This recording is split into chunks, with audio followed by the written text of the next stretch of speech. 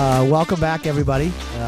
Another episode of Everybody Needs a Nudge. I have another guest from my life here, Dan Calista, a friend of mine through hockey. We're going to go through the nudges in his life, but like we like to do at the start of every show, sort of catch up on what's going on. And so I played in a member guest over the weekend, a 3-day member guest. And as I was sitting there, you know, it's a club that I used to be a member at, Marshfield Country Club, and so I got to see a lot of old friends. And what struck me was sort of how everybody's got a story, right? Right. And that's kind of what this whole podcast is about. Everybody's got a story. Everybody's had those little nudges in their life, and so my friends kind of break down into two categories. I've got like golf friends, and then I've got hockey friends. I'd say you fall into the hockey friend. Not the golf.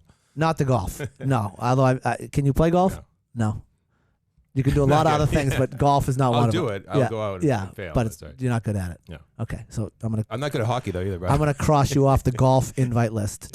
Root beer, take him off the list. Okay, no golf. I'm barely for in the Dan hockey Calista. list, so I Barely. appreciate that. Yeah. Well, hang on your son got you on that list. Yeah, you made the list via an 11-year-old boy. That's what I need. So I don't know what that says about you, but that was the observation I made while we were playing golf. And you know, I talked to a whole bunch of people, and now like we're talking about this podcast all the time, and I'm like nervous now because like people are gonna be listening.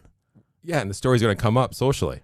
Yeah, and it's like, oh, the podcast, you're doing a podcast, that's great. What's it about? And you tell them what it's about, and then you're like, hey, will you come on it? And they say no. I'm like, well, would you be a good guest? Like, what? No, I'm not coming on your podcast. I'm like, well, all right, well, on to the next person. Is that why I'm here? I said yes. Yeah, like process of elimination. I mean, at some point, somebody has to say yes. They all say the same thing. Well, maybe give me a month, give me some time to think about it. We're gonna have some good guests. Not that you're not a good guest, Dan. We're working up to it. So Dan is second guest. I was thinking about this when we were walking in. Dan is the second. How many guests have we had? Rupiah. How many guests? 5. He's the 5th? 6th. He's the 6th? 6th. Okay. Of the 6th guests, 2 of them, I knew their wives before I knew them. Right? Right. Yeah. I knew Bridget Calista. What was her maiden name? Moore. Bridget Moore at Boston College. Yeah. BC connection. Another BC connection. So I'm at the hockey rink one day, and some crazy woman is following me around the hockey rink, yelling "nudge, nudge, nudge," and I'm looking back, and I don't recognize her because I got like a hood on, and you know I'm running around like a crazy person, and she's chasing me around the rink. I'm like, who is this broad chasing me around this hockey rink? And then she came up, and you know she introduced herself, and at that point I recognized who she was, and. Now, 3 years later, 3 years? Yeah, 3 years. 3 years later, I've been coaching Dan and Bridget's son, Ben. He plays hockey with my son, Hank. And so that's the connection. But Dan's connection to the area goes back. He grew up in Kingston. And Kingston? Not Kingston? I love Kingston, but I grew up in Pembroke. Oh, you grew up in Pembroke. My Pembroke friends are not going to be happy. Oh, shoot. Yeah. But you own land in Kingston. Yeah, long time history of family in Kingston. A century in the making. So okay, 100 years. So I'm not completely off base. 100 years. But you went to Silver Lake. I went to Silver Lake, which is all regional school at the time. Pembroke was part of it back then. And so was Silver Lake, and so was Kingston. Yeah. Right. Okay. So couple corrections, and this is Dan's favorite part of the show. So this is going to be corrections brought to you by Dan Calista. Thank you. So this week's correction, Billy Curley. You got a soft spot for Billy Curley? I do. Why? I love Bill. Why? I love Bill. So if you know Bill, he's an awesome guy, sweetheart guy. Yeah. He runs a camp in Duxbury called Small Ball. Okay. Ben, the 11-year-old we're talking about a moment ago, has attended it. I just think that growing up in the years that you were talking about in the last episode, that was legendary Duxbury basketball time. I like to think of the high school gym as the house that Curly built. Yeah. Yeah. Well, so the correction is, I don't know for the listeners, I screwed up. You're talking about Mickey. I was mentioning Mickey when it was supposed to be Billy. Billy's the one that graduated in 90 from Duxbury High, 94 from Boston College. He's the one that was on the front cover of Sports Illustrated. Yeah, legendary photo. Yeah, legendary photo, beating North Carolina to get to Sweet 16. Yeah. Well, maybe it was the final. Was it the Elite Eight? Sweet 16, I think. Okay. So he's a coach now, a college coach. He's a college coach? Where's he coaching? Emerson. Oh, wow. Head coach? Yeah, basketball team. No, the Oh, hockey really? team, He's not the coaching. hockey He's team. not coaching. It's not skeet shooting. Not anything else. It's No, he just, stayed in it. Just basketball. Oh, Amazing. you're a golf guy who's gone hockey. Yeah, but I was a hockey guy that went golf. Who didn't make it. Right, who didn't make it. Right. Thanks, Dan. I appreciate that. Okay, this show's over. Next week's guest will be Well, much nicer to me. Division one, Division 1 athlete. Yeah. I am a Division 1 athlete. and you're sitting across one that's not. So Okay, so I'm one up on you. you are. The other couple things that I wanted to mention. One, I researched the guy Jim Ricor, who Mike Nigerian said he did a research paper on him, and I couldn't find him. So I'm calling BS on that paper, Mike Nigerian. Cousin. Okay, cousin Mike. Yeah, I don't think he did it. What do you think, Rupia? I'm going to give him the benefit of the doubt. Really? You're gonna go against your boss? Maybe he said the wrong name. Maybe I heard it wrong. What did what's it? Maybe I misremembered. Who said that? That was like a president that said that, right?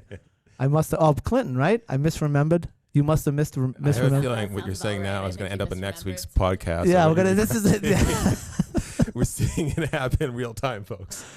So I'm gonna tell one. So I've been riding my bike down the Cape, and I've been listening to other podcasts, right? Because now I'm a podcast guy. I want to listen to other podcasts because I want to make sure that I'm staying relevant. So I listen to Bill Burr. You ever listen to Bill Burr? A little bit. Yeah, my podcast. sister Doris turned me on to Bill Burr.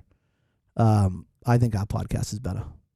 Yeah, that's what I'm gonna say. Oh, I said it, Bill Burr. I'd like to have you, Bill Burr, on our show. And see who's. Yeah, we'll have a podcast off. Do those? Can you have like a podcast? Like your 5 or 6 guests. yeah, against his Thousands. thousands, and he's making a living as a comedian, and I'm not. But you know what? Let's go. I mean, I'm just throwing it out there. Don't dive too deep in the podcast universe. What makes you is staying offbeat. Yeah, don't try to be somebody else. No, just keep doing it because it's working. Good. So I'm riding my bike, and there's a guy behind me, and he keeps ringing his bell on his bike, right? And I'm just riding along, and I'm listening to Bill Burr, and finally, after like the 4th ring, I'm like, I heard you ringing. Right. Hello. Yeah, and he's not ringing at me. I didn't realize he was ringing at everybody that he was passing.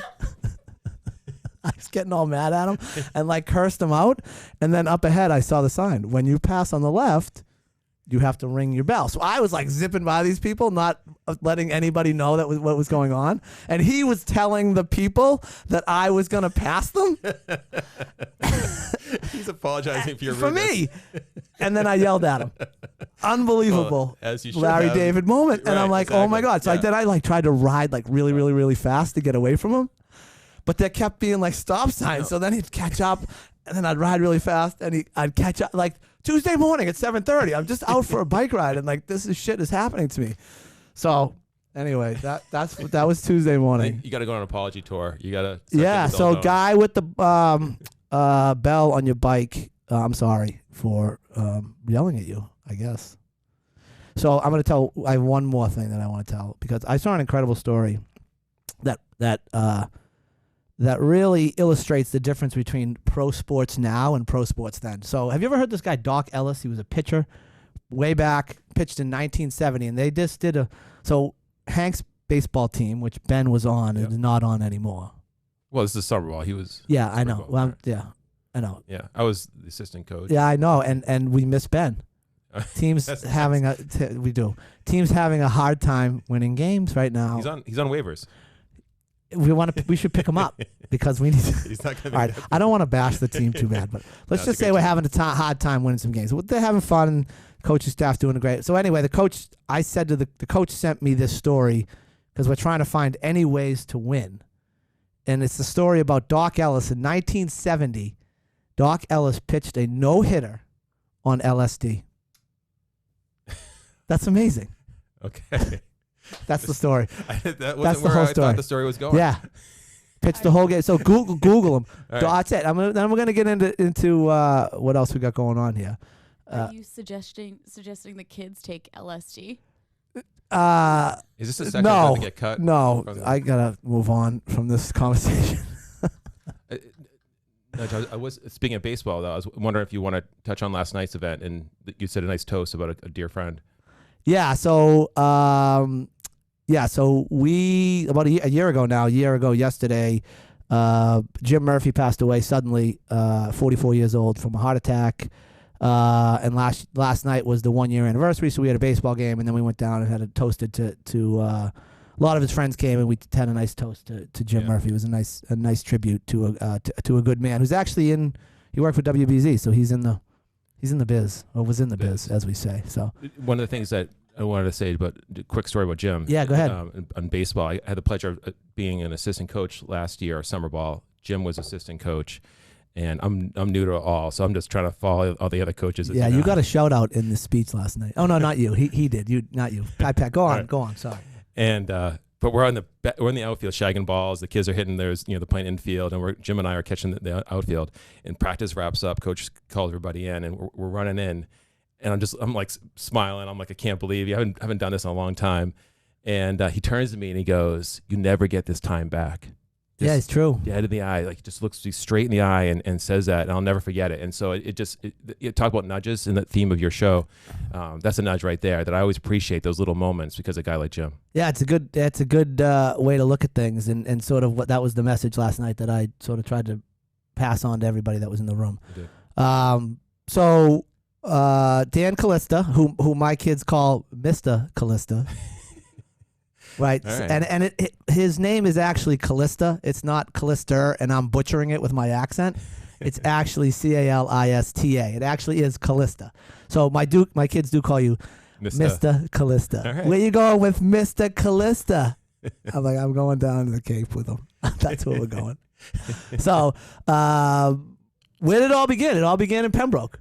Yeah, Pembroke, Silver Lake, nearby, not too far from Hanover. So, who was in Hanover? Kids? You got friends, neighbors? No, you're in Hanover. That's fine. Well, I know. Who was your brothers, sisters? What'd you have? Yeah, so my sister Lauren, my parents, the four of us, growing up right on the Pembroke Duxbury town line, which is part of us. In fact, my next door neighbor, best friend, same age, grew up in Duxbury, went to Duxbury school system. I went to Silver Lake. So is that like all your Pembroke friends think you sold out because you moved to Duxbury? So he lives in Duxbury now. I do. They all think you sold out. Yes. Okay. Very much so. And you did kind of. Well, but again, half our house was No, there. you grew up in Pembroke and you moved to Duxbury, so you sold out.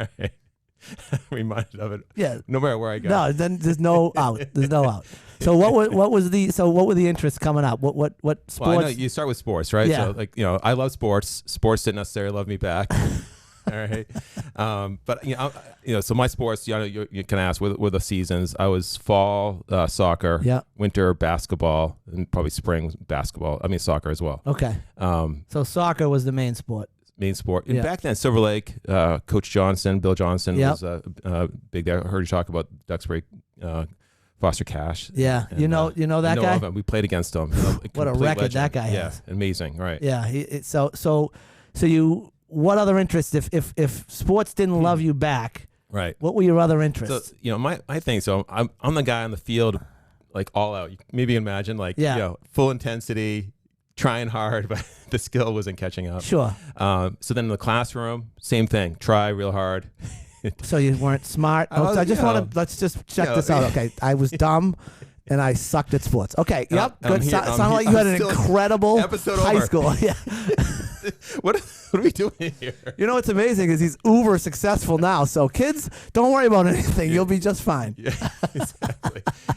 All right, so school's not your thing. That's part of my picture, right? So it's like I'm a guy that was like searching, right? So I'm trying to play sports. I'm trying to do schoolwork, and eventually I basically found it in jobs and and working around stuff. I grew up in a household where both my mom and my dad ran their own businesses. Okay. And that was a huge factor. So what kind of businesses were they? So my mom is a auctioneer. And so she had an auction house in Plymouth. Like pictures like and this table, pick up the table and sell antiques. So she'll sell anything. Yeah, and we say so I grew up around like setting up tents, like estate sale kind of things, working, moving random furniture, sometimes antique, sometimes. So did she have a shop? Did she have like an antique shop? Had an auction house over in the Cottage. Okay. In the Cottage Park. Oh, in Plymouth there. In Plymouth, yeah. Okay. Called Cornucopia Auctions. Okay. So at the time, it was kind of a good local South Shore thing for her. So I grew up around that, which led led me to some other business interests, but also about my dad's business, is a family business that really in some ways my great grandfather started kind of continually on, but it evolved into highway contracting of all things. So, so street sweeping, highway mowing, catch basins, like really tough, good work. Grinded out work. Yeah, get up and go to work and come home dirty and tired. Work your butt off. And gross. Yep. And that's how I grew up. So he would bring me to the job sites. What time? 4 a.m. you leave the house. Yeah, 4 just a.m. like you'd sleep in the car. Like, you had to beat the Cape. So he went from the Cape to Western Mass and North Shore, go through Boston.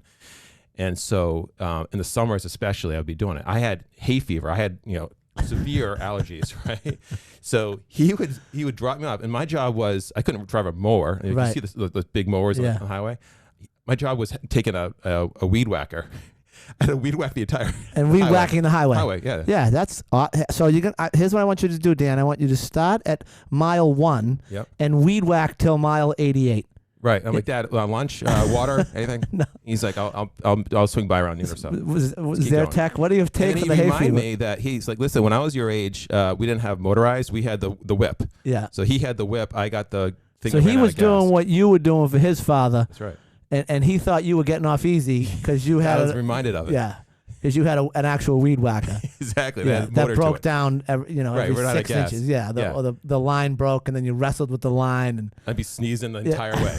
Great. I'd just be behind a guardrail. People just whipping by. 100 miles an hour. Route 1. I still go up Route 1 sometimes. I see the same exact spots, the same trees that I weed whacked back then. So, and he was smart because he reminded me. It's like days like today, hot days. It's like appreciate like a nice office like that we're sitting in right now, air conditioning, and just basically his message was like, I want you to work hard. So were all of your siblings working like that, or were you the whipping boy? Have to do it. No, my sister did not do it. Did not. No.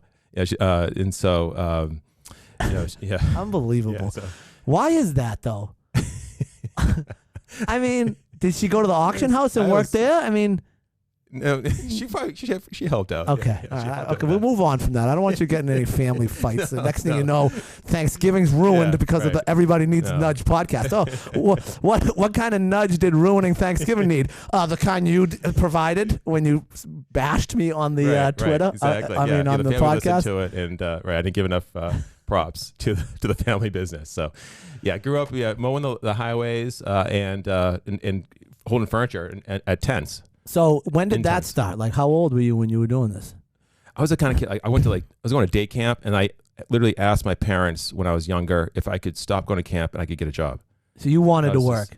Because again, I'm not working well in sports. Right. My academics aren't that great, and so I wanted to work. But what was the driver? Was it the actual work? Was it the activity? Was it the money? Like, was it the sense of a job well done? Like, what was it? There's a lot about like that last thing you said about a sense of a job well done, like making progress. Like since kind of been able to reflect on a lot of this stuff, like just like being good at something, finding some success, and then success begets more success, right? And like just that progress principle, which is a code to happiness. And it's amazing, right? Just that, just looking back at the weeds being whacked, that's a sense of accomplishment, right? Like I did that. I mean, and it's a simple thing, but it gave you the boost that you needed to get. That was a little nudge, right? And around people, and I felt like camaraderie with other people, that we're all doing a job together, And so I had my job, they had their job, and that was just ingrained in me from the earliest age. Okay. My first job actually was working in Pembroke on Taylor Street at Fern Hill Farm, where I worked for the Oshima family and a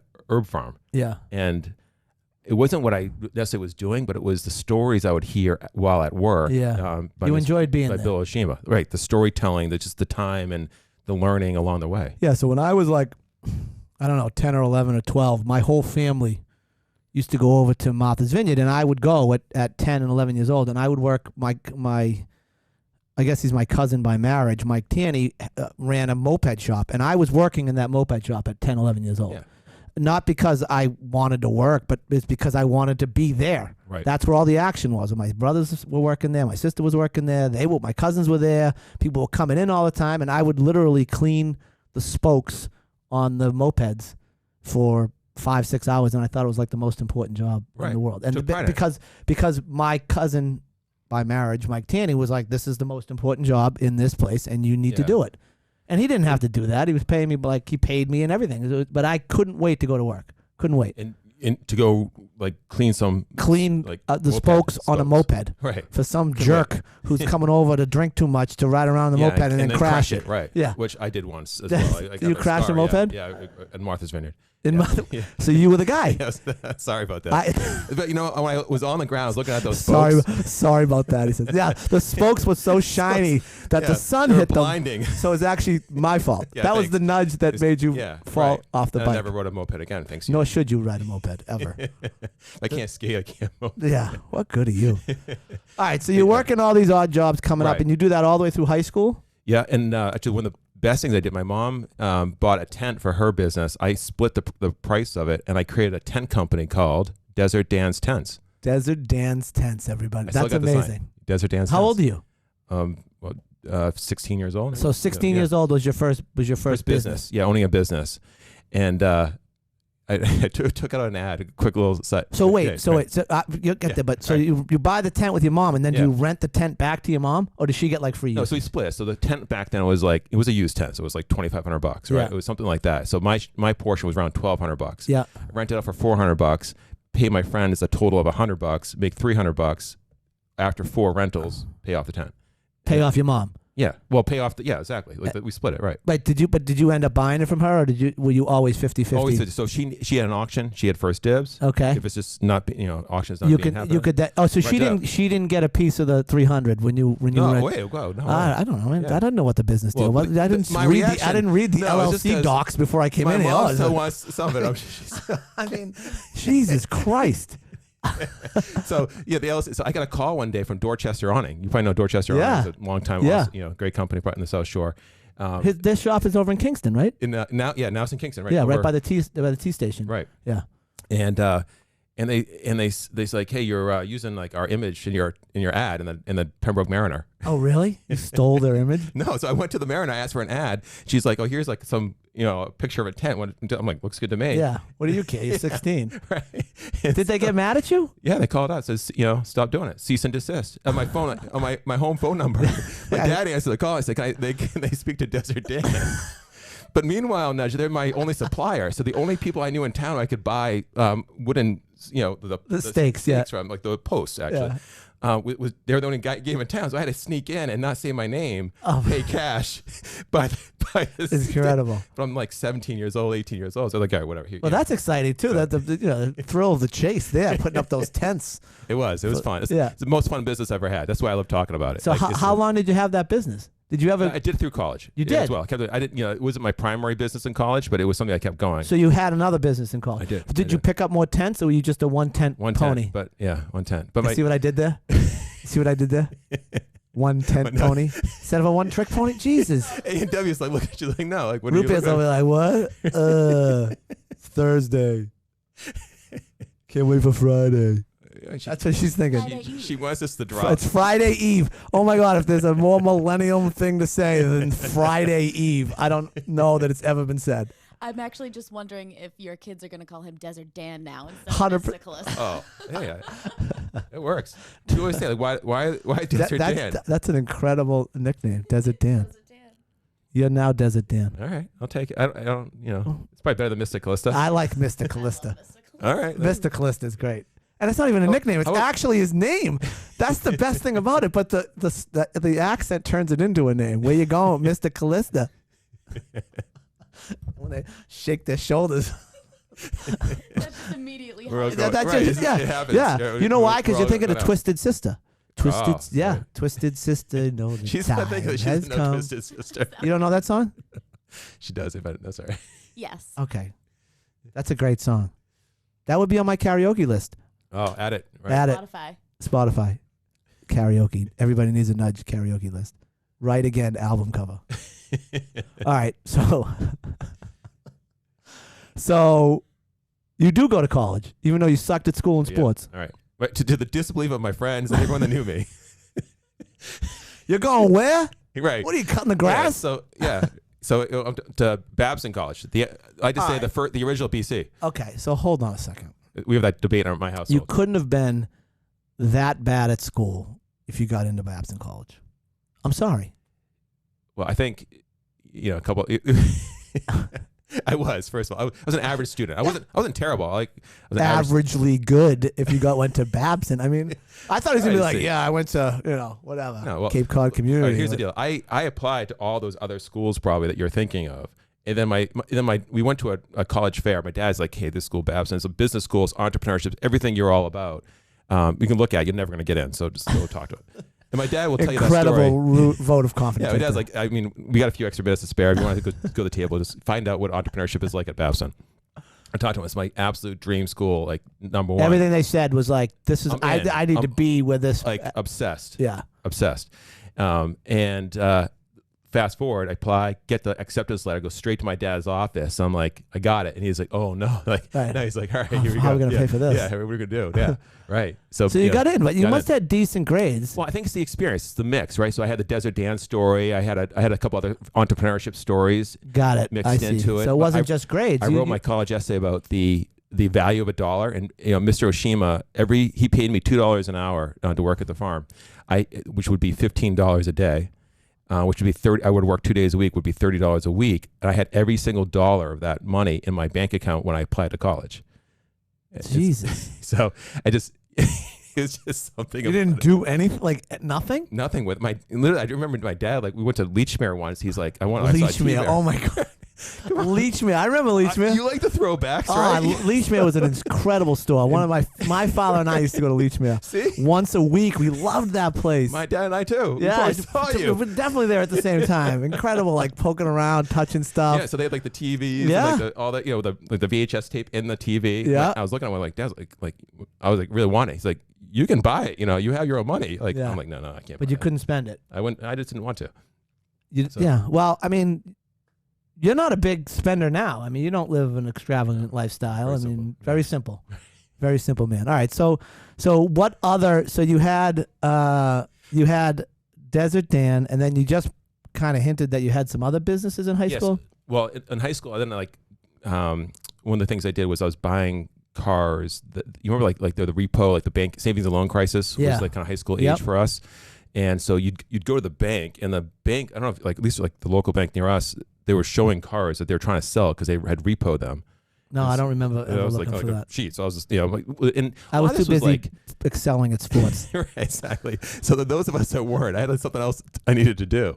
So I'd be hanging around with my dad at work, right? And so he had to go to the bank, and he had to go in person to the bank. You had to go make your deposits. Right, make the deposits. I stand next to my dad and look at the signs in the bank. But they would sell, they were selling cars. So I'd buy 2 cars at bank, like not bank auction, just like on bank lot and resell them. So any random thing to make money. Wow. Business. So you were focused on making money at an early age. I was focused on trying to be good at something. Yeah, accomplishing something. Something, right? Yeah. Like, and I think this for kids, for my kids too, I want them to just get exposed to something and that they can be good at and they can love and can capture their imagination. Yeah. And I would have loved that to be a D1 golf.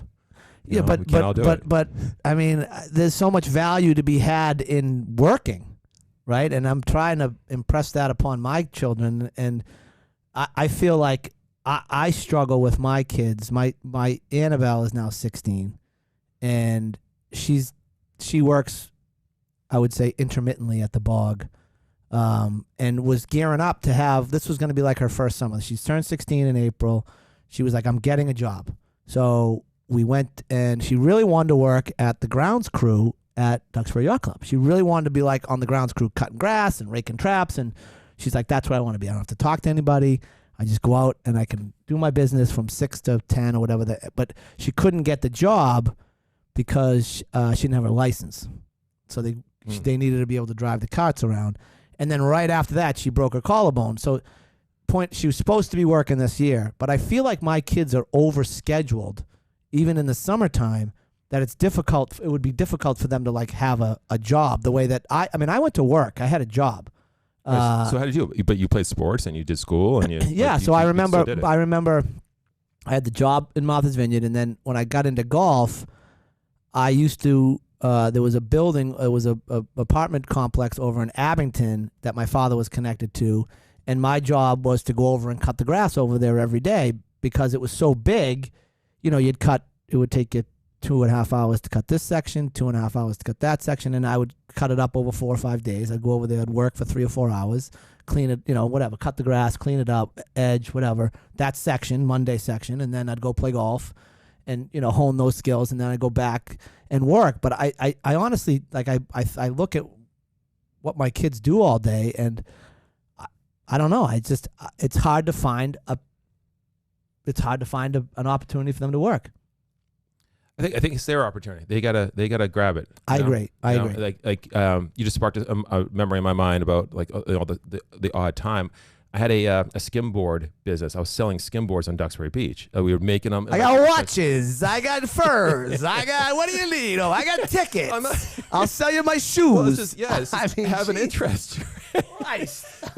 There's nothing he didn't sell, folks.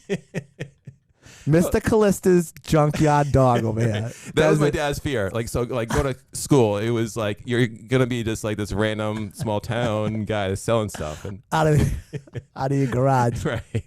So I just had to keep on working away at it. The crazy inventor. So. Yeah, like in Back to the Future, right? Yeah, I love that guy. Doc, what the hell's his name? Next week's correction. Oh my God, I can't believe I can't remember his name. Ding, ding, ding.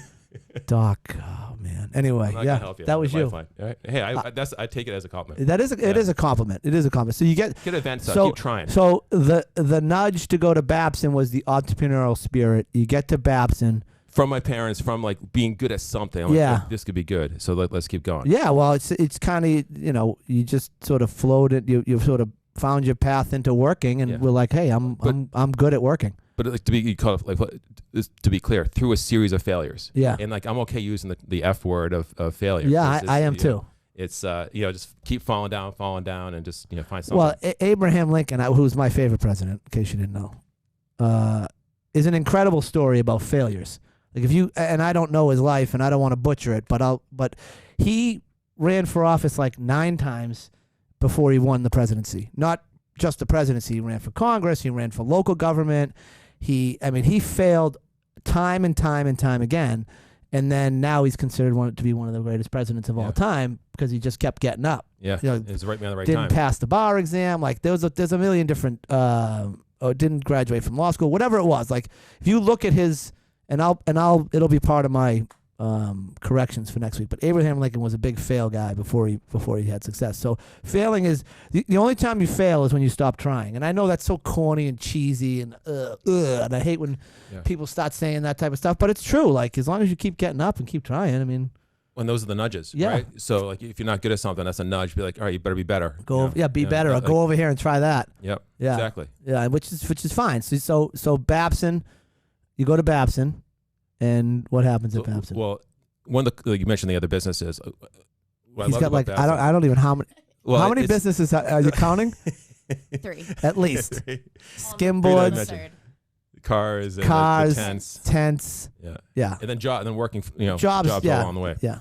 But so walk in. I loved classes at Babson, and then in the cafeteria they had a table set up for one of those painting companies, and you could run your own franchise.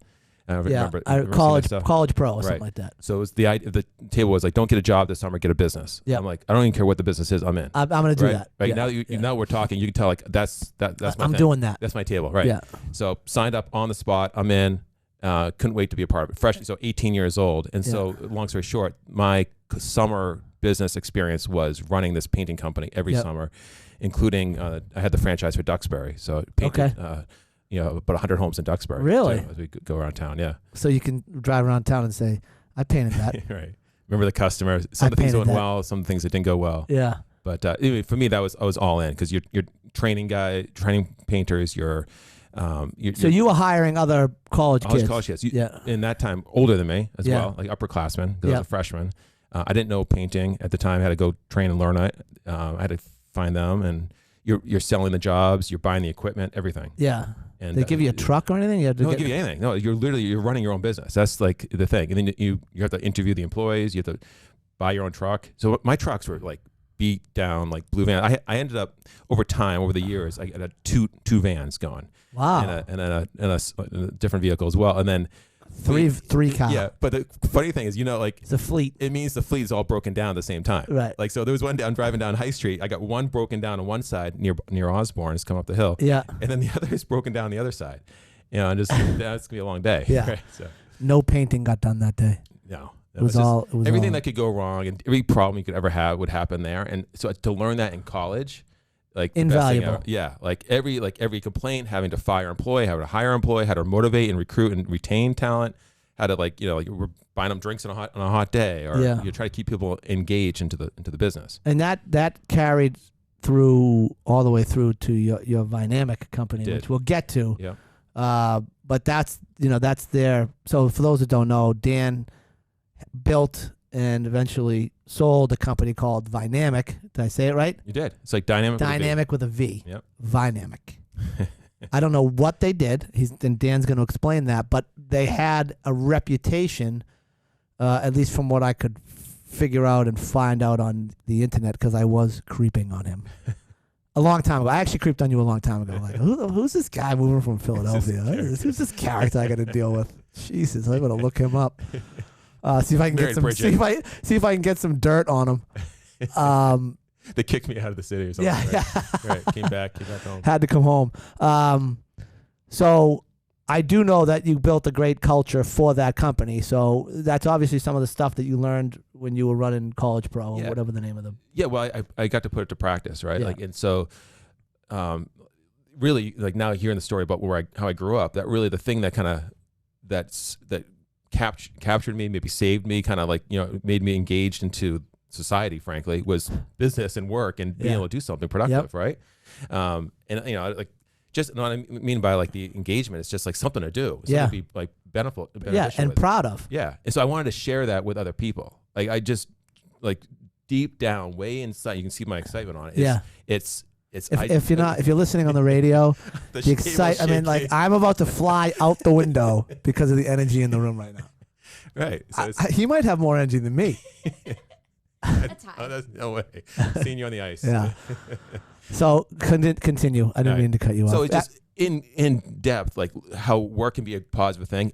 Everyone spends so much time at it, all the hours you put into it, to make it not be a miserable experience for people. And unfortunately, too many people have a miserable experience at companies. There's too many crappy companies out there. I agree. And so the idea crowd lending is not one.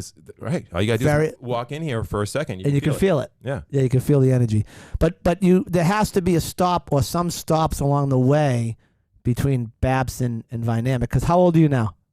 We just going all in. How old are you? But just answer the question. I'm the host. Why don't these guests understand? I'm the host. It just means that I you ask the questions. Can we just answer? Yes. Truthfully? All right. I'm in my 40s. I'm in my 40s. What are you like? I'm your senior. 48. 48. Okay. 46, right? No, all right. Go on. Just call me out now. Yeah.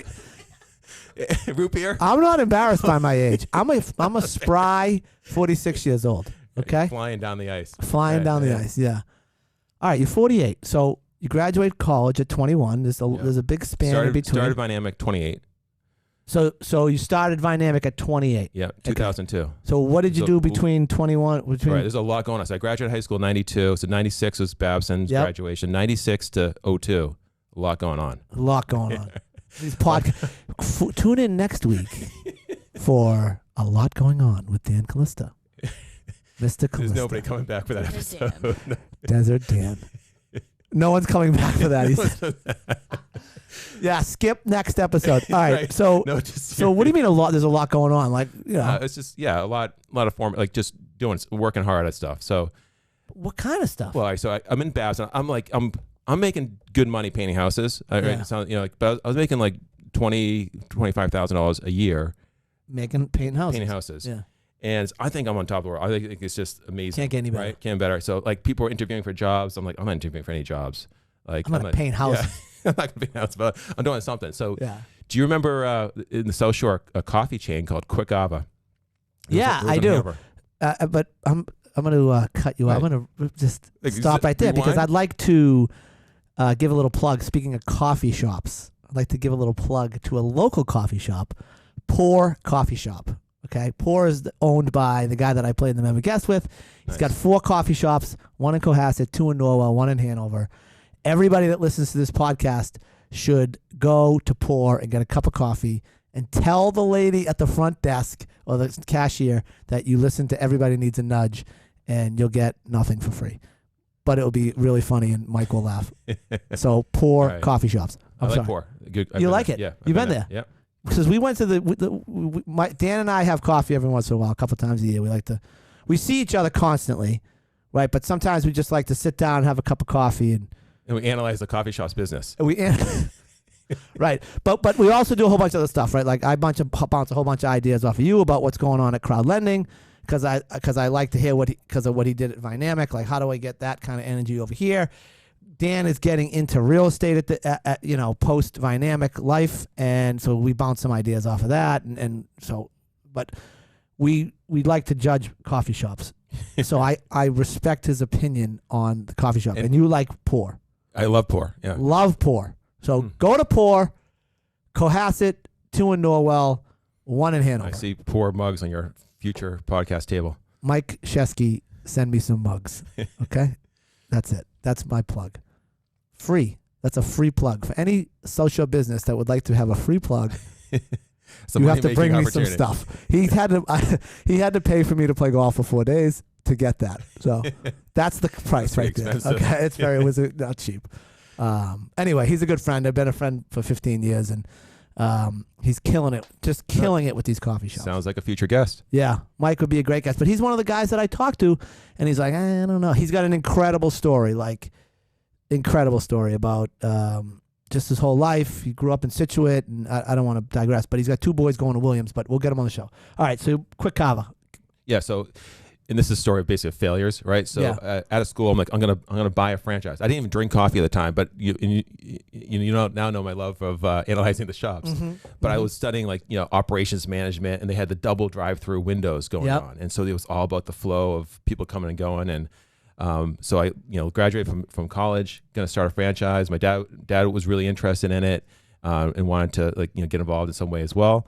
And just months went by, like zoning, permitting. We're gonna build it. Where were you putting it in? It was in New Hampshire, Londonderry, New Hampshire. Okay. We had a site selected, the whole thing, and it just became cost prohibitive with just the way things are going. As it turns out, the whole franchise is no longer around. Yeah, no longer around. So it worked out. I expected to be meet my future wife through the window. Right. Yeah, I mean, you had a note on there. You had it all right. Yeah, had it all planned out. Oh, here's your coffee with cream and sugar, and I love you. Will you marry me? Write a note on number 143. Yeah. Yeah. Teresa 143. Teresa 143. It's Mr. Calista. I love you. Imagine that. That's incredible. Londonderry, New Hampshire. I know. That's so sweet. He's such a sweet guy. It didn't work out. Well, thank God, because you got Bridget. Right, Bridget. So he still loves you, Bridget. He's not looking for Teresa from Londonderry, New Hampshire. Okay. So that didn't work out. So I had to get a job, or I had to get something going, and I found consulting.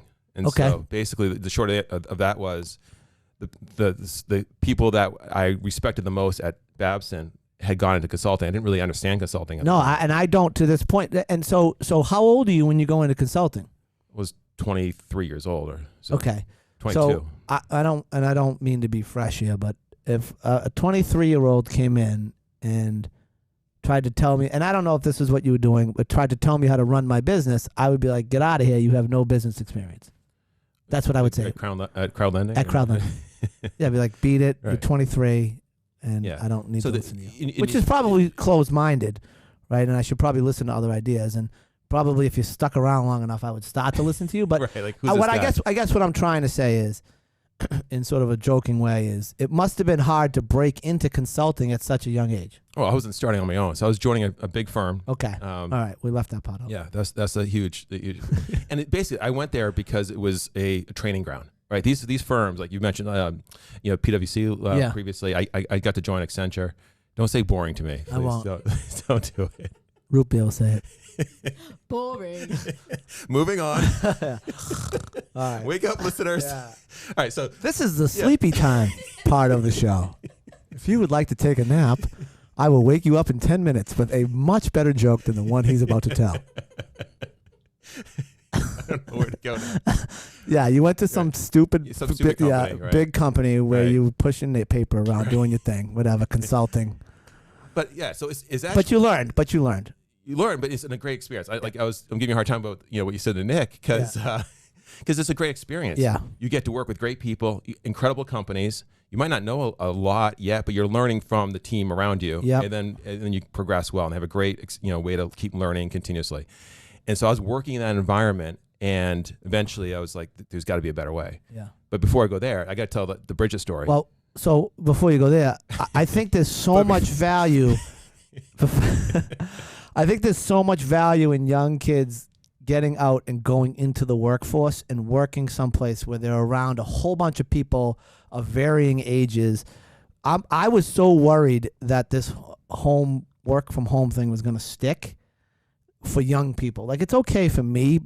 I could manage because I kind of have my worlds, right? And I mean, I love the energy in here and I love coming in, but I was so worried about like my kids coming out of college and like not having a Accenture or a PwC where a whole 50 people go and it's like, oh, it's Friday Eve. Let's all go out drinking and having a great time and meeting people and getting out into the environment. Instead, it's like, well, I'm going to close up my laptop here and I'm going to go do some a virtual yoga. cheers. Yeah, on a virtual Zoom, cheers. right. Like, I was worried about that. But back to you. That was my. No, two I'm cents. with you. It's how do you learn and working away at stuff. Yeah. Getting the shared experiences. Yep, agreed. Together. And so one of my projects was at a huge insurance company, and I was not happy to be there. It was my first assignment. Okay.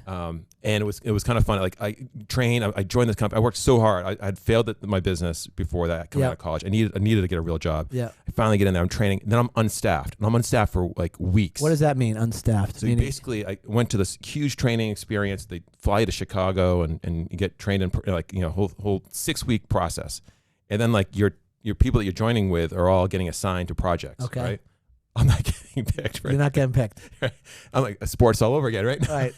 Last one picked. I'll take Calista. Right. So I go to we have staffing coordinators. I'm like, I meet with the staffing coordinator. I'm like just give me a chance. Like put me on the field, Right. coach. Put me on the field. Just something. Like at least let me fail, there. You know what? You wouldn't believe that I went and created a whole consulting firm afterwards. So I'm like begging to be on this project.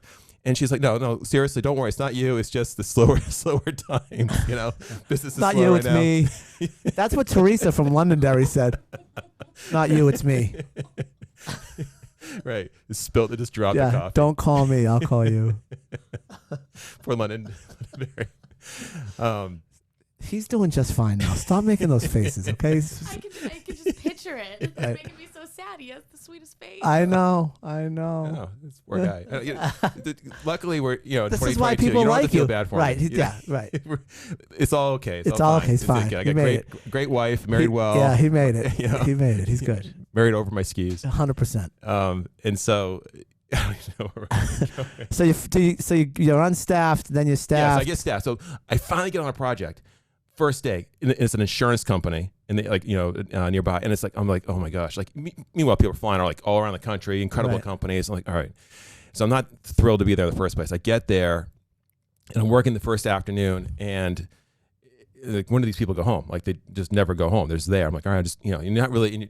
I don't know anything yet, right? So I'm just doing whatever I can. I get instructions, do X, Y, Z on this presentation for tomorrow morning, and then that partner goes home, a senior executive goes home. A different, more junior senior manager says, actually, that's not what we want to do. We'll change it.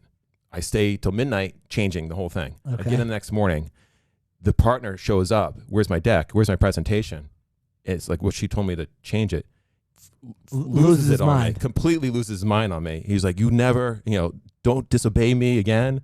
Completely. I'm like, oh my goodness. I got fired on my first day of this job I'm like, no, I stay till midnight. I'll do whatever. I'll Right. do whatever it takes. And so that was a moment. That So was you a got nudge. fired. I almost did. Yeah, Okay. I almost did. It's like it was like a warning. Yeah. My first day.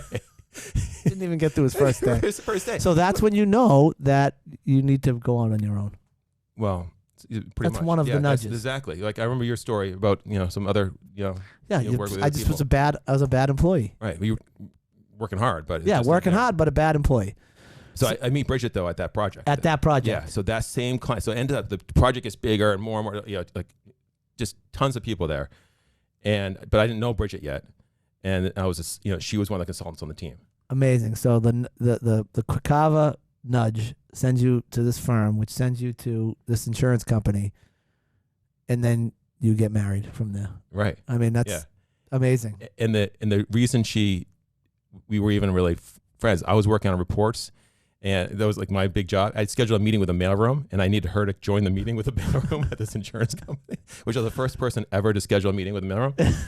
And she blew off the meeting. With the mailroom. So would have I. Yeah. Yeah. She was, this guy wants me to meet with the mailroom? Are you kidding me? Exactly. What? And I was so pissed. Yeah. And she was like, yeah, whatever, guy. Beat it. Yeah. And then months later, she called back. She's like, hey, remember that mailroom meeting? Like, what did you guys decide on that? So, but that was just really her pickup line, I think. That was her. I think. You can ask that her. was like her move, like put her arm around you at the movie theater move. Like, I'll have some popcorn. The mailroom meeting. Whatever that move, put your hand in the popcorn when her hand goes in. Stupid thing she did when you were in like in 8th grade. Oh, God. So then you marry her. Right. How old?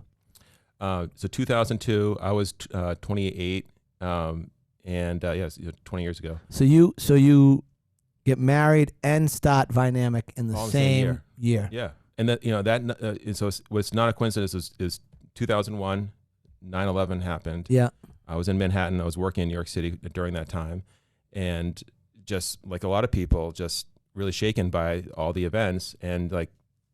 Times now. You got like, what am I waiting for? I got to do it. So I proposed and I quit my job and I started a company. Just like Let's that. go. Yeah, let's go. And then, but I proposed, got married in September. I quit by Thanksgiving. I quit my job. Didn't have any clients yet. My in-laws were like, incredible move. That's just awesome. I'm going to marry your daughter. Then I'm going to quit my job. What do you think of that, Pops? She kept her job too. She was still working at the same company. Of course she did. Someone had to support the family. Right. So, you're a deadbeat. Yeah. So that's what I was told at the Thanksgiving table. Yeah. That you were a deadbeat? Yeah. Yes. My father-in-law was not too happy. I can't imagine. As I started a business, he says, that's no business. That's not a business. That's what he said? Yeah. So, it's a business but he was now. Right. But he was right at the time. Yeah. So I get it. Not really, though. It's a business if you make it a business. Right. Exactly. It's your business. That's what you should. It's my business. It's my business. Pass the mashed potatoes. He's like, what a line that would have been. Yeah. This is my house. Get out. Fine. I'm leaving. Can I have some money? For gas? It's a long ride. Go. Right. It's a long ride home. I need some gas money. Yeah. And some mashed potatoes. It's my business.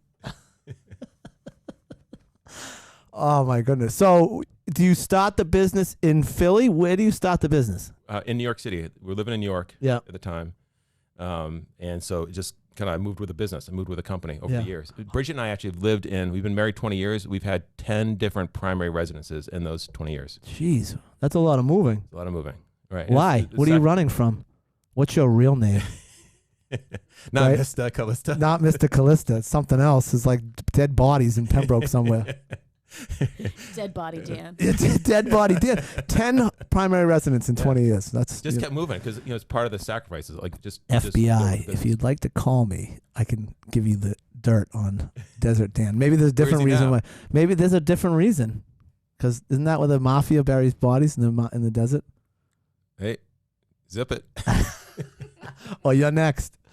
So you eventually end up in Philadelphia for a little for a stretch, right? For quite a while. 12 years. Yeah. So, and that's where you really your oldest really CC is how old? 14. 14. Now, so that's where you really raised the family. Yeah. Until 3 or 4 years ago, you moved to Duxbury, right? Okay. Right before COVID. And so what does because Vinamic's still around? I mean, you sold it, but it's still around. Yeah. What do they do? Great. Yeah, so he looked over. Yeah, he looked over like, what's this jerk gonna set me up for? Right. When is he gonna tell me to zip it? Wake up. Yeah. All right, so we're a let me know. Company. Go ahead. Right, Hold on. Let me get my phone so I can go on Twitter.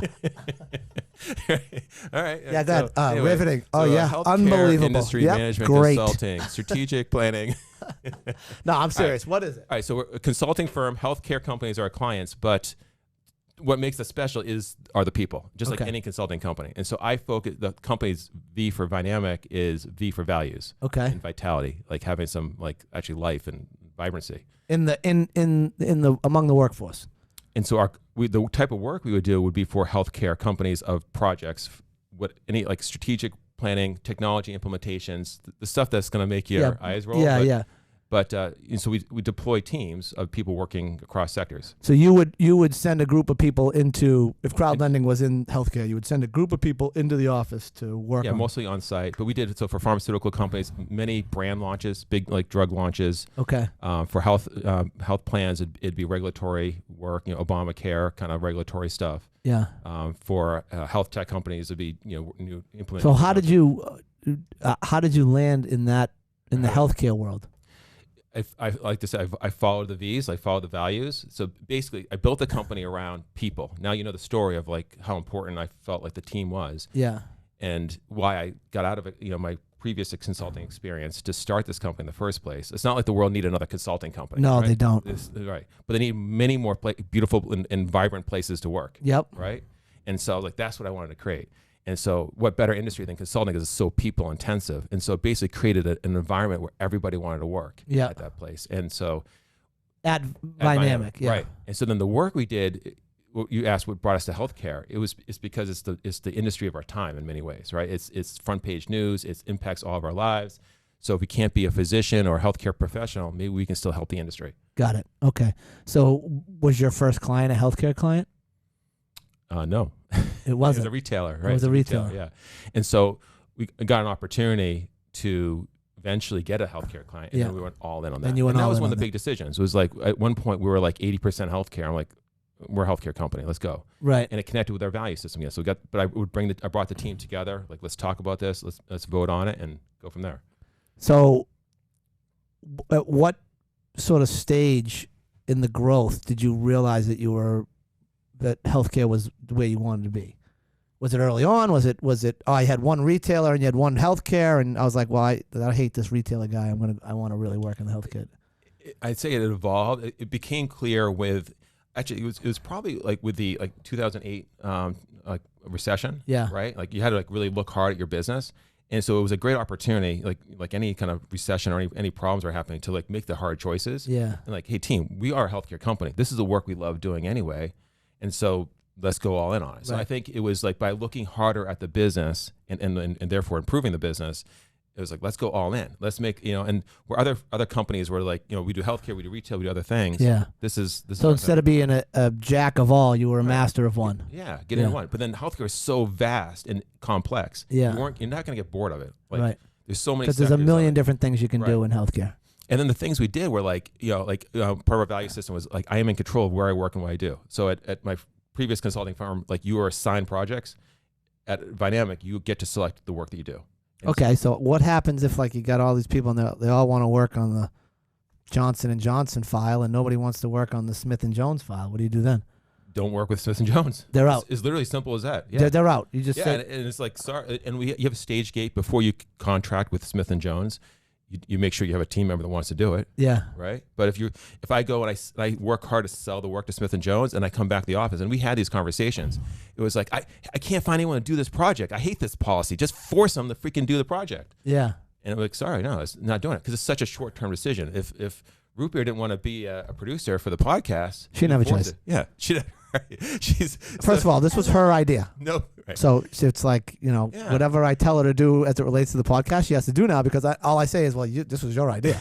Well, So but that's part of it. That's exactly what you're saying. Like, she wanted to do a podcast. You just captured it exactly, because every project has its like tough times. Like, so in the beginning of this, like she's trying to figure out the audio, and she's never worked with one of these boards in her life, right? Before 6 weeks ago. But she gets to learn it. It's an interest of hers. Now she's like Run DMC on the thing, amazing. Mixing songs and stuff. Yeah. She brings it to parties on Thursday eves or Friday eves. Side hustle. Yeah. Right. Smart. See? Hashtag. A side hustle should be called a Mr. Calista now, because that's all he ever did was side hustles. So that's interesting. So you had to pitch. You were like, you were running triage on both ends, right? You were going out and trying to go to, we're using Smith Jones, but you were going out and say, Smith Jones, we can help you do X. And then you would have to go back and say, hey team, I've got this project. And if everybody said no, Right. So you better hype it. So you better like Smith and Jones. This is the next. This big is thing. it, baby. Yeah. We are Right. in. Right. We're Smitty in. and This is Jonesy. big. We're getting down with them.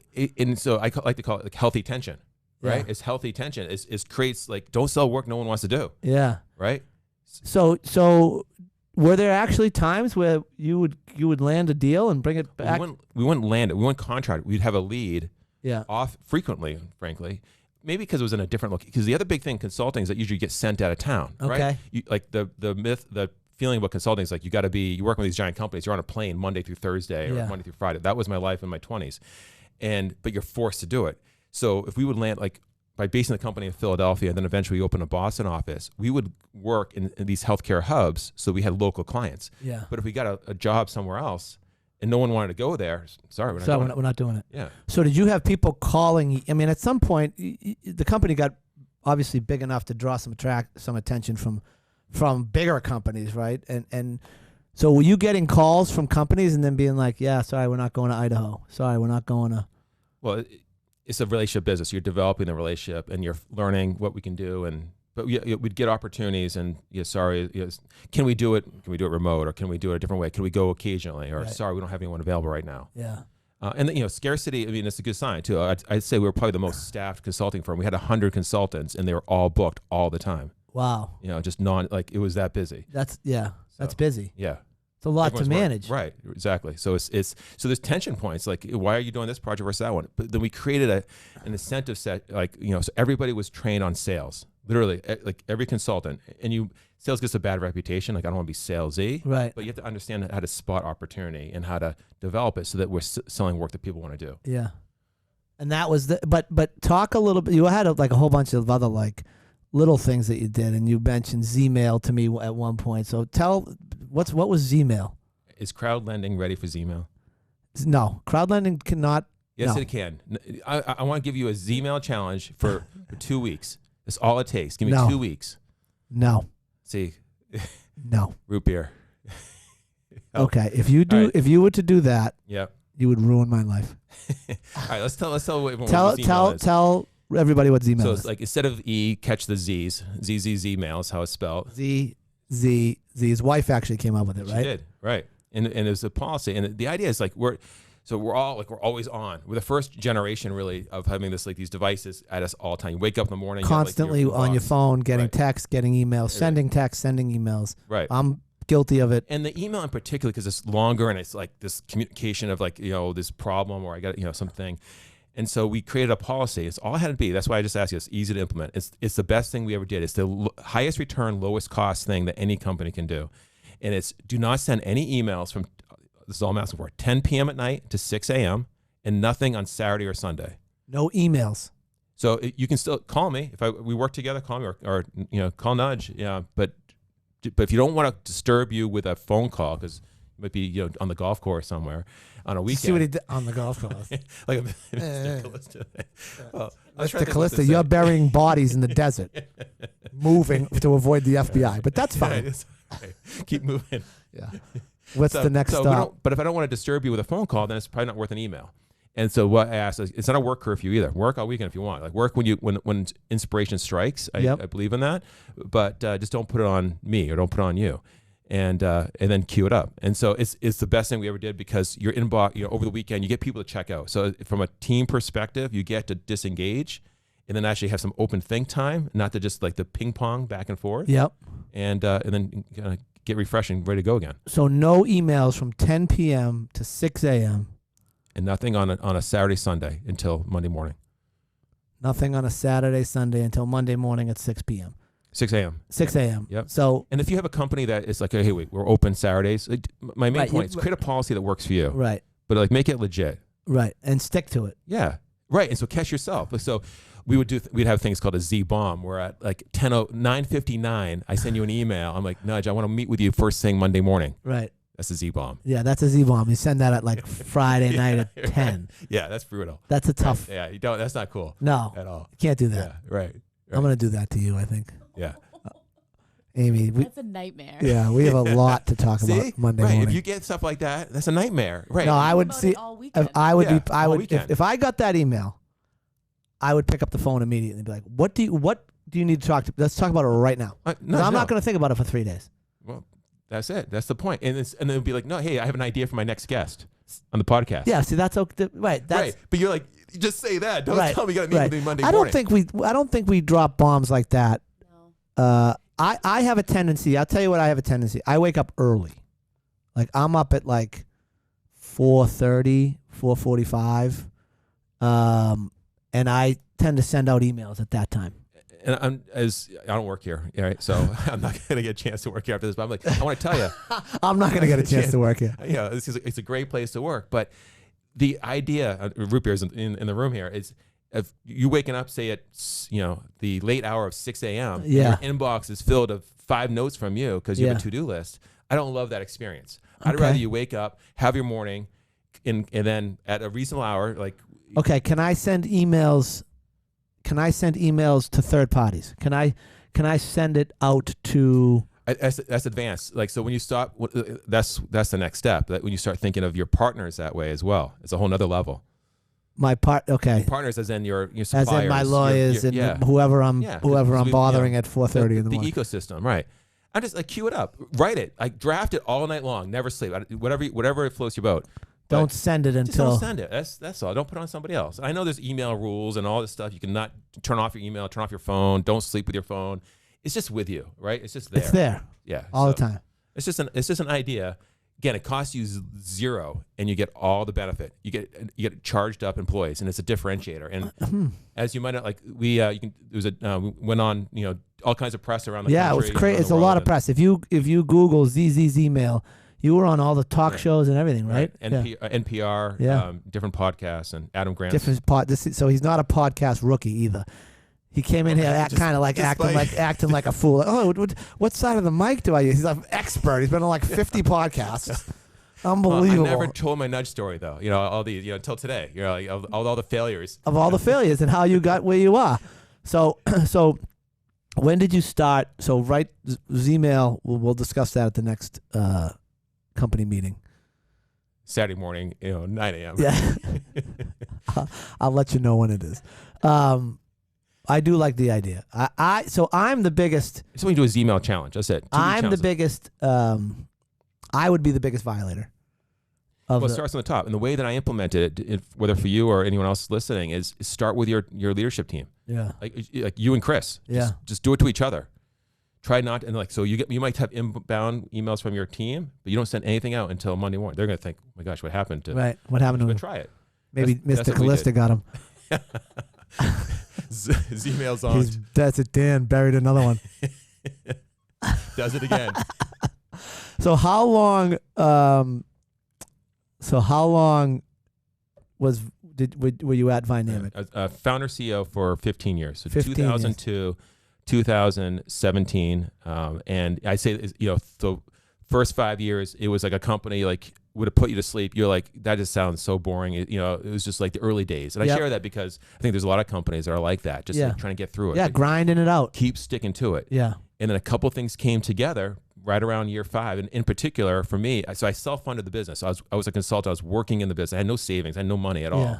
And so I'd bill my own time. And then on nights and lunch breaks or something, I'd be calling other future employees, recruiting. You'd be you were a consultant and you were the executive. And you weren't making any money as the executive. Right. You weren't drawing a salary for being the executive. Billing my time. Billing your time. And as a consultant. Right. So I'd hire, I had like 2 or 3 people, and we could only meet, after hours or something. Right. It would be like, there's no time to talk. Go over dinner or something. Yeah. And then only when we got about, I should get up to 10 people.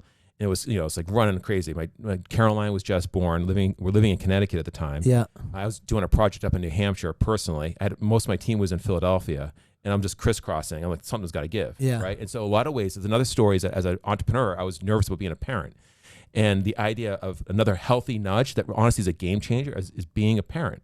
Not only did it make me a better human being just by being more empathetic, but also like thinking about my time differently. So Bridget, Caroline, and I picked up our bags, left Connecticut, went to Philadelphia, and it's like, let's give this a shot. Yeah. And that opened up the next phase. And so without Caroline being born, I wouldn't have been able to realize that. Right. You wouldn't have made the move to Philadelphia. Right. And I went to just constant and stop being billable. Right. Because I was like, I got to be a parent. I gotta run this business, and I can only do so many things. Yeah, and so yeah, I focused in, and I think also like busy, like all of us, like whether you have a job, like almost like the more you can take a step back and think about the impact and not be just stressed out and short with everybody, and just get some perspective on things. Well, I can tell you that COVID, what we dealt with here at Crowd Lending for COVID, we kept everybody on. That was our main goal, but it was a lot of negativity, not from the people that were working here, but from our borrowers and the market and the messaging and the noise and the news and everything that was coming at us was like, what's going to happen in real estate? Oh my God. And towns were shutting down. Town halls were shutting down, so you couldn't get permitting done. You couldn't get inspections done for all these guys that are doing fix and flips. Now they're stalled out. Now they're like, well, we can't pay you. It went 3 months over what it was supposed to. Can you defer those payments, right? And like, we're getting it from all different sides. And Chris and I made a conscious effort to be like, okay, we have to meet in person with whoever's comfortable to meet in person during the COVID time. And we didn't do it in Boston because you couldn't go in the office in Boston. We were meeting at Chris's house in Marshfield, a little summer cottage. But those meetings were so important to making sure that the company came out on the other side of COVID. And I don't mean from a lending standpoint or a business. We would have been, I'm saying from a personnel standpoint, right? Because we were all kind of like in the trenches together, not sitting behind a computer trying to do a Zoom meeting. They just, and that's when I realized the value of face-to-face, meetings and contact and conversations. It's just so important. And it sounds like in how talented your team, like how talent shines in times of crisis. Yeah, like I'd that like was to a true think so. crisis. Like your team rose to the occasion, and you're as better as ever. Yeah, I would agree. Yeah. And we got new members, and so eventually, and this is interesting to me. Eventually, people start sniffing around Vynamic, right? I mean, to buy you up, right? So what was that? What was forget about? I don't care about the financial side of it. Doesn't matter.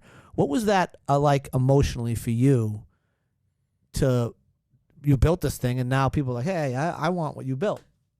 Yeah, it was a process. You think about the Vynamic story of being team first and the embodiment of our team. We were at a point in the company where people were like, all right, what's next? And where we're going. So we had a series of conversations about, all right, how's the best way to grow, and is it best to be a single owner company? I was like it was operated, very professionally, but you own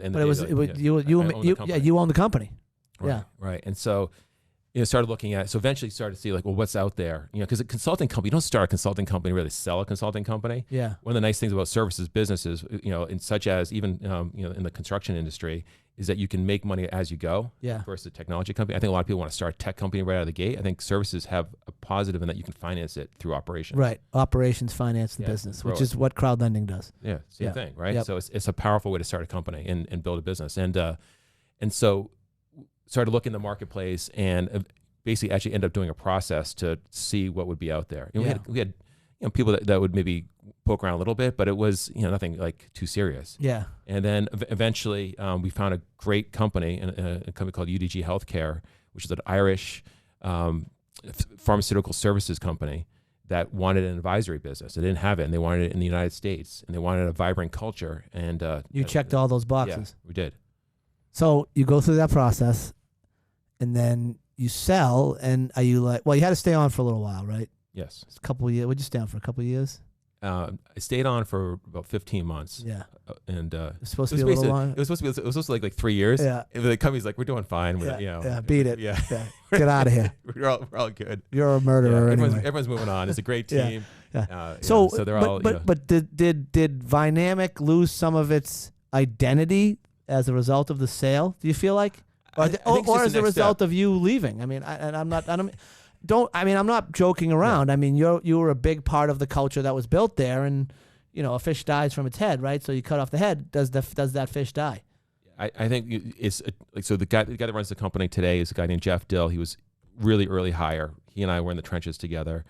So he stayed on. He stayed on. Yeah, he was a COO at the time, and so he runs the company today. And we have very shared values, and we were in all the trenches of all the crazy fun stories and also all the challenging decisions we had to make along the way. Are you still friends today? Absolutely. Okay. Yeah, stay in touch. You're not mad at him? No. Are you? I feel like I'd be a little mad at him if like, what, he stayed on. I think everyone should leave. No. Yeah, I mean, I left. You should leave too. This is over, Jeffrey. No, Dynamics. The whole point was actually the fact that it can keep on going. Yeah, that's the thing I love, and they've held on to the name. Do you miss it? I miss elements of it. Yeah. One of the only thing that hurt so far is they changed the logo. We had the I am color. And so at Dynamic, to celebrate the individual, everybody gets a color. You select a color, and so it would be represented in the I am of Dynamic. And then I thought it was like the most brilliant, the best logo ever. Right. And they just let that go into a more corporate logo. That's the only thing I wasn't thrilled with. They just said see you later to your colors. But they kept the name. And don't cry for him, Argentina. Are you kidding me? Jesus Christmas, he's doing wonderfully. And so is Dynamic. It drives an electric car, for crying out loud. Electric. It's unbelievable too, by the way. Tesla. Another plug for Tesla. That maybe biggest sponsor. Yeah, Tesla. An unbelievable electric car. So now what? Now what are you gonna do? I know what you're gonna do, but I'm just asking the question. I'm gonna go on a podcast tour. Yes. No, you can't go on a podcast tour. I own your rights. You have a non-compete. I own you. You have a non-compete for 1 year. A podcast non-compete. Oh no! Everybody signs it. Yeah, you're right. I did. Yeah. That's the nudge that you need to never do a podcast again. No, but now you're getting into real estate. Yeah, real estate and whatever, just ways to be vibrant. But yeah, I love real estate, and that's why I mentioned the thing about like having the primary residences over time, and I've always loved real estate. And, had that. Why? Well, a bunch of reasons. One, I grew up around it a little bit. My dad was investing in real estate. I think the outside of my company, probably the best investment decisions I ended up making were real estate. Yeah, I mean, I would agree with all of that. To me, I love real estate. It's tangible. Yeah, you can make the improvements. It's an asset. It's so it's local. I always had a hard time, and I don't play in the stock market mostly because I don't really understand it. And I understand it, but I haven't spent enough time to truly understand it. But I don't like betting on other people. And I feel like in the stock market, you're betting on the company. It's gambling, right? At the end of the day, I mean, what's the difference between?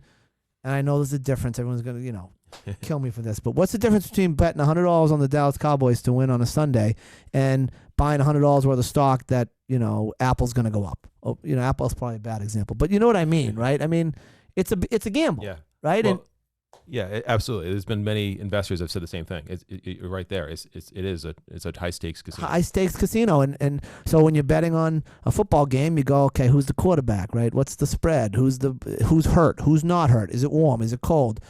Is it snowing? Is it raining? Are they home? Are they away? All that stuff, right? So you go look at a company. Who's running the company? What's their product? What's their market? What's their market share? You have all these indicators, right? So. Well, I've seen you do that for real estate. So when you go to real estate, you're looking at like what's the street, what's the neighborhood, what's the history of the property. Right, but yes, but I feel like when we make a loan, we have control over the asset that backs the gamble, if you want to call it a gamble, or the investment, right? So if I take $700,000, crowd lending takes $700,000, makes a $700,000 loan on $1 million property. If that owner goes south, we can foreclose and take over ownership of that property. So we have control of that asset. Nobody can bump us out of the way, except for the taxes, right? But nobody can bump us out of the way, as opposed to if I took $700,000 and I put it in, some widget company, and that guy that's running the widget company is a moron and he screws everything up. I can't control that. I can't go in there and say, hey, you should have done this and you should have done that. They're going to go, what do you're a tiny little peon investor. Beat it. Get out of here. And that's why I never got into the stock market. And I own 2 stocks, but they're mostly because it was a company that I invested in that went public. But I feel like with real estate, you can control your own destiny. And you've got a couple projects, or at least one project going on down in Chatham, and you can control your own destiny, right? You get to pick the windows that go in. You get to pick what kind of pool you put in. All the little things that are going to either improve the value or lower your costs or whatever it's going to take to make sure that thing turns out to be a winner. You control it. And that's why I always liked, working for myself. That's why you ended up working for yourself, because at the end of the day, you live or die by those decisions, but they're your decisions. You control the situation. Right. Do you agree with that? Yeah, bet on yourself. Yeah, right? you're betting on yourself. Everyone should. Yeah. And just build from there. And that's what real estate does too. And if you see us in your coffee shop, understand that you're going to get a review. Right? So, now the only thing left for you to do is you got to just remodel your house and everything will be wonderful, right? Exactly. Yeah. Right. Yeah. So, do we have any corrections for next week's episode? Or we're going to have some corrections. Yeah. We'll have some corrections. Well, I like to listen back. So, Dan, thank you for coming in. I'm not going to interrupt you on the close. Well, you just did. I'm not going to do exactly what I'm doing right now to you. What everybody Cousin. thinks. Have you ever seen the movie Caddyshack? I had to do it. Have you ever seen the movie Caddyshack? Have you ever seen the movie Caddyshack? The scene when Danny Noonan's out hitting balls and Chevy Chase is there and he's hitting shots and he says, it's very hard for me to hit with you talking. And Chevy Chase says, I'm not talking anymore. I've stopped talking. I'm not talking. That's what you just did. I'm not going to interrupt you while I interrupt you. That was a shout out to Cousin Mike for you. Yeah. Cousin Mike. Bane of my existence. My cousin. Anyway, go to Pour. Drive a Tesla. Who else is our sponsors that don't pay us? Anybody else? Vynamic is not. Vynamic. Yeah, some shout outs today. You are dynamic. Vynamic. As always, if anybody needs any help, you can always call me or you can send an email to podcast@crowdlending.com. We have so many emails that I just said to Root Beer, I said, we don't have time for that. We're going to have to do a whole show. All these people, That's going to be good. Listeners upon listeners upon listeners. But as you know, give me a call if you have to, because everybody needs a nudge.